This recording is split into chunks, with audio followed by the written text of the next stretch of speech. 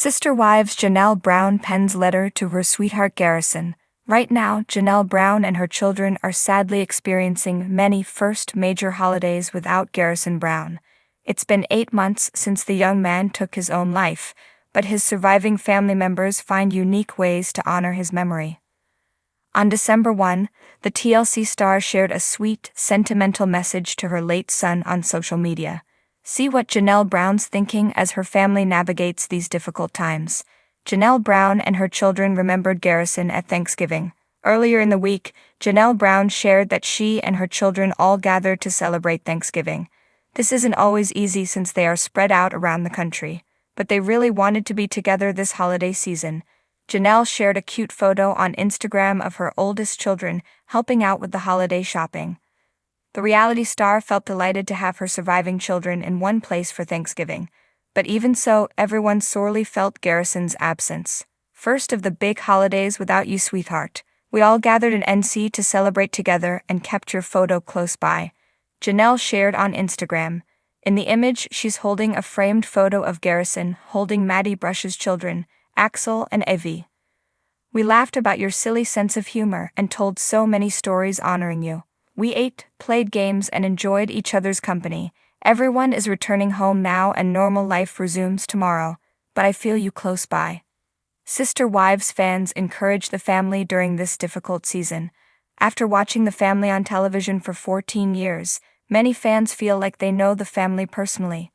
Janelle Brown has always openly shared her family and personal life with viewers. Sister Wives viewers around the world felt Garrison's loss. In the comments, viewers displayed an outpouring of love and support. Many shared vulnerable stories about their own loved ones whom they lost to suicide. Janelle's Instagram followers left encouraging messages, including, "Your strength is admirable, yet I know in the quiet moments it must not feel so. The way you honor him is endearing. He is always in your heart. I know that doesn't comfort much, but it's all you have sometimes. Sending lots of love your way. I hope the memories and stories fill your hearts with peace as you get through the holidays. Sending you all hugs and love. He was an amazing soul. Sending you hugs. Garrison will always be with all of you." As I sit down to write this letter, my heart is full of so many emotions: pride, love, and yes, even some heartache. The journey we've shared as mother and son has been beautiful, though not without its challenges. Today, I want to take a moment to tell you how deeply you've touched my life and how much I treasure the bond we share. You're a man now, Garrison, a strong, independent man with a mind of your own. I can see it in the way you approach life, in the thoughtful choices you make, and in the way you stand firm in your beliefs. It's no small thing to have that strength of character, especially given the complicated world in which you grew up. You could have let the weight of it all make you bitter or jaded, but instead you've risen above it. That resilience is something I admire deeply in you. Still, I know that strength hasn't come without its price. Our family has always been unique, to put it mildly. Living within a plural marriage framework wasn't easy for any of us, least of all for you kids. I remember how hard it was for you, trying to carve out your own space, your own identity in the shadow of all that complexity. As a mother, I wanted so badly to protect you from the pain of it, the misunderstandings, the divided attention, and the struggles that came with the life we chose. But even as I wrestle with those memories, I also see the incredible young man you've become. You've taken the lessons of our unconventional family and turned them into something beautiful.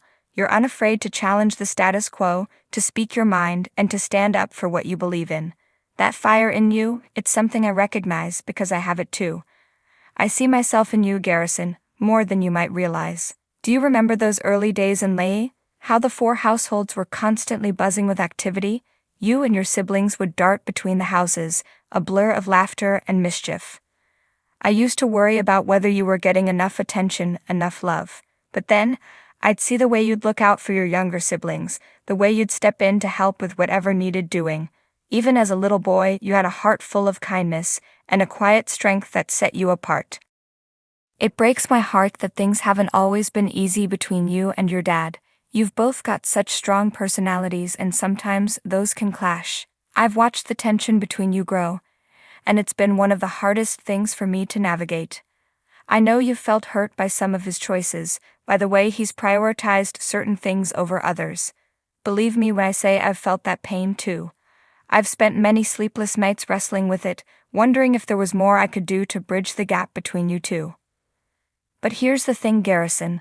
I've learned that love isn't about perfection.